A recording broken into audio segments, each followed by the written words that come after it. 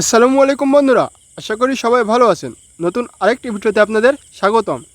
আজকের ভিডিওতে আমি আলোচনা করব কীভাবে আপনারা একটি স্ক্রিনশট থেকে টেক্সটে কনভার্ট করবেন। আপনারা একটি স্ক্রিনশট থেকে কিভাবে টেক্সটে কনভার্ট করবেন, আজকের ভিডিওতে আমি এই বিষয় নিয়ে আলোচনা করব। আপনারা দেখতে পাচ্ছেন এখানে একটি স্ক্রিনশট আমি দিয়ে নিয়ে রেখেছি। এটা কিভাবে স্ক্রিনশট থেকে আপনারা টেক্সটে কনভার্ট করবেন, আজকের ভিডিওতে এই বিষয় নিয়ে আলোচনা করা হবে।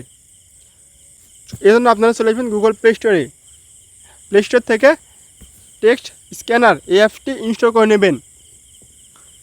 অ্যাপসটি ইনস্টল করার পর আপনারা ওপেন করে নেবেন। আপনার ওপেন করার পর আপনার সামনে এরকম একটি ইন্টারফেস শো করবে। এখান থেকে দেখতে পাচ্ছেন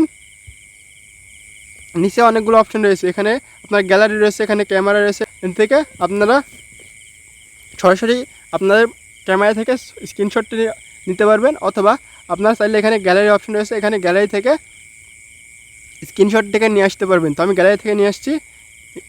গ্যালারি উপরে ক্লিক করবেন, এখান থেকে আপনারা যে স্ক্রিনশটটি রয়েছে এটা নিয়ে আসবেন। আমি নিয়ে আসছি। তো গাইস, এখানে আমি স্ক্রিনশটটি নিয়ে এলাম। এখন আপনারা দেখতে পাচ্ছেন ক্রপ এবং নিচে স্ক্যান। তো আপনারা যদি চান তাহলে এটা ক্রপ করতে পারবেন। তো আমি দেখিয়ে দিচ্ছি। এখানে ক্রপে ক্লিক করবেন, এখানে আপনারা এটা ক্রপ করতে পারবেন। যেটুকু আপনারা এই লেখাটি নেবেন সেটুকু ক্রপ করে আপনার বাকিটা রিমুভ করতে পারবেন। এখানে ক্রপ করার পর উপরে দেখতে পাচ্ছেন ক্রপ অপশন আছে, সেখানে ক্লিক করবেন।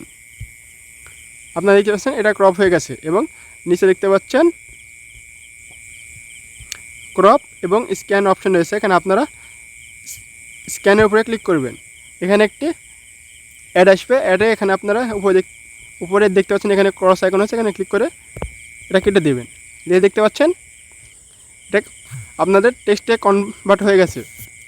আগে এটা ছিল স্ক্রিনশট, এখন আপনারা দেখতে পাচ্ছেন এটা টেক্সটে কনভার্ট হয়ে গেছে। এরকমভাবে আপনারা যে কোনো ধরনের স্ক্রিনশট টেক্সট আপনার স্ক্রিনশট থেকে টেক্সটে কনভার্ট করতে পারবেন, এবং এটা আপনার সম্পূর্ণ বিনামূল্যে এটা করতে পারবেন। কোনো প্রকার ইনভেস্টমেন্ট করতে হবে না এই অ্যাপসে। তো গাইস, এরকম ইন্টারেস্টিং ভিডিও পেতে আমার ইউটিউব চ্যানেলটিকে সাবস্ক্রাইব করে পাশে থাকা বেল আইকনটি বাজিয়ে দেবেন। ধন্যবাদ সবাইকে।